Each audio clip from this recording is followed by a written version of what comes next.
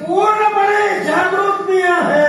मग तो केवळ माझ्या हृदयावर माझ्या हातावर भाव घातलाय. तो इतिहास मी तरी कसा विसरावा. मग जर का तो भूतकाळ तुझ्या ध्येय लक्षात आहे, मग ते ज्ञान असून सुद्धा हा मूर्खपणा का? हा मूर्खपणा नव्हे, हा शहाणपणा मी करतोय. याला कारण सारे दिवस तुझे असतील असं समजू नकोस. केव्हा केव्हा दिवस बदलतात आणि तेच दिवस बदलू तुझ्या जीवनाची रांगोळी मी पेटवी नाही. एक गोष्ट ध्यानी ठेव, म्हणे सारेच दिवस माझे नसतात, पण तुझे कित्येक दिवस संपल्यानंतर माझा एक दिवस संपतो, हे मात्र विसरू नको. जरी सत्य असलं तरी ज्याला देव तत्वाला सहकार्य केलं त्या गंधर्व राजाचा सेवक करील, त्याच वेळी माझ्या प्रकरणाची परिपूर्णता होईल. देव तत्वाला सहकार्य करणं हे आमचं कर्तव्य आहे, कारण स्वर्गाधिपती देवता देवेंद्र महाराज हे आमचे शास्त्र आहे, हे आमचे राजकर्ता आहे.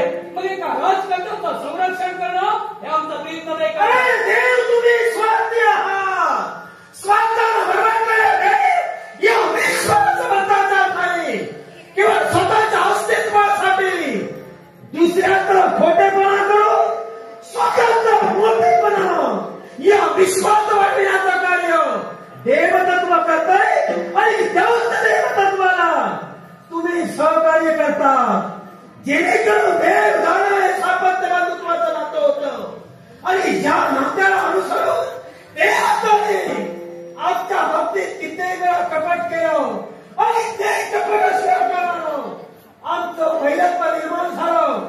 या वैरत्वावर कुठेतरी तुम्ही हस्तक्षेप करू नये असं मला वाटतं. हे विद्युतवादी देव आणि दानव संग्राम झाला, स्वर्गाधिपती देवेंद्र महाराज हे तुमच्या युद्धात त्यांना पराजय प्राप्त झाला आणि त्यावेळी या दानवांनी देवेंद्र महाराजांच्या हातासाठी एक शस्त्र सोडलं आणि त्यावेळी हा मंगलकेतू मध्यंतरी आला आणि त्या शस्त्राला प्रतिकार केला. ही माझी चूक झाली. तू चुकलास, कारण युद्ध आमचं आणि देवेंद्राचं चालू होतं. त्या युद्धात अस्त्र सोडण्याचं कार्य आम्ही केलं. तुम्ही हस्तक्षेप कोणत्या धर्माने केला? एकच, देवेंद्र महाराज निशस्त्रीय होते आणि निशस्त्रियावर वार करणं हे वीराला शोभा देत नाही. निशस्त्र कुणाला भरावं? एखाद्या मानव जाती जन्माला आलेल्या वीराला, नव्हे जगभरात जन्माला आलेल्या एका दानवेश्वराला. देवतत्व आहे केवळ साऱ्या विद्याभ्यासानं, साऱ्या विद्येत पारंगत असू शकतात. ज्यांना भूत भविष्य वर्तमान करण्याची जाणीव होते तो निशस्त्र समजू नका. हे विद्युतवादी म्हणे तुमचा हा घरगुती विषय आणि त्यात देवेंद्र महाराज हे निशस्त्रीय होते म्हणून आम्ही सांगू नये. मग जर का तुमचा आणि त्यांचं बंधुत्वाचं नातं हा जर का कौटुंबिक वाद होता, मग तो तुमचा कौटुंबिक वाद तुम्ही तुमच्या कुटुंबात बसून मिटवायला हवा होता. त्याची तयारी आम्ही केली आणि ती नियोजन बैठकही झाली, पण त्यावर मात्र तुम्ही देवतांनी केलं. पण आम्ही केलं काय असं तुम्ही चांगलं केलं. प्रत्येक वेळ देवतत्वानं या किंवा परंपरा जन्माला दानवेश्वराच्या बाबतीत कटू बलात्कार करून किंवा संपविण्याचा प्रयत्न केला आणि स्वतःचे मोठेपणा किंवा विश्वास करतात. हे किंवा वाऱ्यावर वाटून वादा निर्माण करू नकोस. एकाएकी या देवतावर आरोप करण्याचं कर्तव्य तुझ्याकडे घडत आहे. मग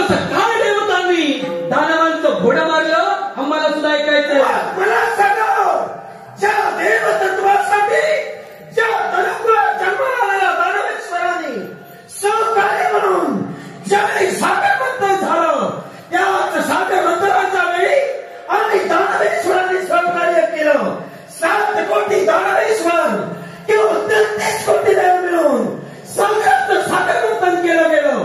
अशा वेळीची 14 रत्न बाहेर पडली. मग जन केवळ शब्द दिला तो देव वैकुंठीचा मळायन की जी संपत्ती सागरातून येईल ती अर्ध वाटेकरी दानवेश्वर होतील आणि देव होतील. मग आम्हाला का दिली नाही? यालाही कारण आहे. तुमचे पूर्वज म्हणजे राहू आणि केतू यांनी दोघांनी देवतांची रूप घेतली आणि देव पद्धतीत बसले. अधर्माला सुरुवात त्यांच्या करवी झाली आणि म्हणून तुमच्या वाट्याला ती रत्न आली नाही. की यामा केवळ दानवेश्वराने वेश पद्धत घेऊन किंवा देवभक्तीत बसण्याचा प्रयत्न केला. मग तुमच्या वैकुंठीच्या महाराजांना काय वेगळे दिवे लावले होते की काय? मग एका मोहिनीचं रूप घेऊन का हाती केवळ मृताचा कलश घेऊन अमृत देण्याचा प्रयत्न केला. जर का त्याला द्यायचंच होतं तर मूळ स्वरूपात का त्याला दिलं नाही? हे कपट नव्हतं. या विश्वाच्या ठिकाणी स्त्रीच्या रूपाला तुम्ही भुलले गेलात आणि त्या वैकुंठीच्या महाराजानं मोहिनी रूप धारण केलं आणि म्हणून म्हणतोय की या विश्वाच्या ठिकाणी अमृत तुमच्या वाट्याला आलं नाही. मग ज्यावेळी सागर मंथन झालं आणि हलाल विष ज्यावेळी बाहेर पडलं त्यावेळी तुम्ही सारे दानव पुन्हा पाताळ बोलत का पळून गेलात? मग जर का विष पचविण्याची ताकद तुमच्यात नाही मग अमृताला काय म्हणणार? हलाल केवळ शिवशंभूला प्रार्थना केलं. आम्ही पळून गेलो नाही. जर का पळून गेलो असतो तर उर्वरित रत्न तुमच्या स्वाधीन झालीच नसते. आम्ही केवळ सागर मंथन होईपर्यंत देवतत्वाला सहकार्य केलं. मला सगळं देवतत्वाची संपत्ती आणि ती संपत्ती मिळविण्यासाठी देवतत्वाने सागर मंथन केलं. हे स्वतःच्या स्वार्थासाठी केलं की विश्वकार्यासाठी? विश्वकार्यासाठी. मग जर का विश्वकार्यासाठी त्यानं केलं तर देवताची ठेव शिलासागरात गेली. ती मिळविण्यासाठी सागर मंथन झालं. मग जर का आम्ही सहकार्य म्हणून केलं तर विष पचविण्याची शक्ती तुम्हा देवतात होती.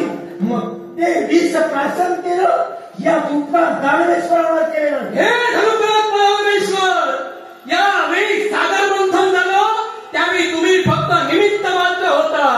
सारे देवता सुद्धा निमित्त मात्र होते. सागर मंथन कुणामुळे झालं? ज्या वैकुंठीच्या नारायणानं आपल्या विश्वाची दुसरा अवतार म्हणजे कूर्म अवतार, हा कूर्म अवतार धारण केला. मंदार पर्वत स्वतःच्या पाठीवर झेलला. त्यामुळे सागर मंथनात त्या मंदार पर्वताची हालचाल व्यवस्थितरित्या होऊ लागली आणि म्हणून सागरातील सागरा त्याच्याचं कर्तव्य होतं आणि त्या कर्तव्याचे कनिष्ठ तो राहिला. मला सांग आम्ही दानवेश्वर निमित्त जर का होतो एवढी हिंमत जर का वैकुंठीच्या नारायणाचा होती तर त्यानं एकट्यानं सागर मंथन का केलं नाही? का आमच्याजवळ येण्याचं कार्य तुम्ही देवतांनी केला? तुम्ही म्हणतात की देवाने दानव संप्रत बंधुत्वाचं नातं. मग जर का सारी संपत्ती सागर कशी गेली मग एकट्या वैकुंठीच्या नारायणाचंच कर्तव्य होतं, तुमची जबाबदारी नव्हती. तूच म्हणालास की तुम्ही निमित्त ठरलात. मग आम्ही होतो म्हणून सागर मंथन झालं हे तुम्ही मान्य करा. दानवेश्वर जर का सागर मंथन करायला आले नसते तर काय हिंमत तुमची देवताची होती की सागर मंथन करण्याची? सागर मंथनाच्या ठिकाणी देवानी दानव आले पण ज्यावेळी हलाल विष बाहेर पडलं ते हलाल विष पुरवण्याची ताकद या दानवेश्वरात होती. ती केवळ होती ती शिवशंभू भोलेनाथातच होती. मग ज्यावरती त्यांनी विष पचविलं देवतांना अमृत प्राशन करण्याची सुद्धा संमती आहे. देवतांना केवळ सागर मंथन झालं. भूत भविष्य वर्तमान सांगण्याची जाणीव शक्ती त्यांच्यात होती. मग जर का विष त्यांना पचविलं म्हणून जर का अमृताचा कलश तुम्ही घेतला तर भविष्य तुम्हाला कळलं होतं की भविष्यात हलाल बाहेर येणार आहे. ते हलाल आम्ही देवता प्राशन करणार आहोत. मग त्या 14 रक्तापैकी 2 रक्त बाजूला ठेवून इतर रक्तांची वाटणी केली. काय बोलले नाही? चूक तुझी नाही आहे, चूक तुझ्या बुद्धिमत्तेची आहे. अरे विश्वाच्या ठिकाणी काळाच्या उदरात काय गुढ रहस्य सामावलंय याची कल्पना देवतांना आहे पण त्याची त्याची वाच्यता करण्याची किंवा ते खोडण्याचा अधिकार कोणत्याही देवतेला नाही. मग तो जर अधिकार नव्हता तर हे मान्य करा, साखरमंथन आम्ही केलं, साखरमंथनाला सहकार्य केलं, याचा अर्थ दानव आहे आणि दानव होते म्हणून देवतत्व प्रस्थापित झालं. देवतत्व या विश्वाचा आतापर्यंत राहिलं. देवतत्व या विश्वाच्या ठिकाणी अबाधियाबाद राहिलं. यात म्हणे दानवांचा वाटा आहे. पण ज्यावेळी अमृताचा कलश घेऊन वैकुंठीचा नारायण मोहिनी रूप धारण करून तेच अमृत वाटप करण्यासाठी येत होता, त्यावेळी तुम्हाला मदिरा देण्यात आली. मग ती मदिरा कोणती आणि अमृत कोणतं याचा फरक त्या दानवांना कळला नाही. ते दानव या स्वर्गावर तरी कळायचं कळलं. राज्य करणारे नक्कीच आहे, पण लक्षात ठेवा, ज्यांच्या मंदिरा प्रार्थना आम्ही केली, आमचे पूर्वज कदाचित तुमच्या दृष्टीनं केवळ कदाचित कमी पडले बुद्धिमत्तेला, पण तुम्ही देव तरी बुद्धिमत्तेनं होता. मग काल शब्दावर सांगितलं नाही. दुसऱ्यांच्या ओंजळीला पाणी पिणाऱ्याला या विश्वाच्या ठिकाणी विश्वगरी चालविण्याची योग्यता मी तरी मानत नाही. ही जर तुम्ही मानत नाही तर सागर मंथनाच्या वेळी दुसऱ्याच्या जोडीनं, दुसऱ्याच्या ओझीचं सहकार्य देऊन तुम्ही सागर मंथन केला. ते ज्ञानेश्वर तुमच्याला त्रास होऊ नये. फक्त ज्ञानेश्वरांनी सागर मंथन केलं का? मी म्हणालो सहकार्य केलं. मग सहकार्य जर का केलं, मग जेवढं सहकार्य तुम्ही केलं तेवढंच सहकार्य आणि तेवढाच वाटा या देवतांचा सुद्धा सागर मंथनात त्यापेक्षा अधिक आहे. मग ज्या देवतांचा अधिकार आहे त्याच अधिकारात आमचा अधिकार आम्ही प्रस्थापित करण्यासाठी किंवा देवतत्वावर चालू केली.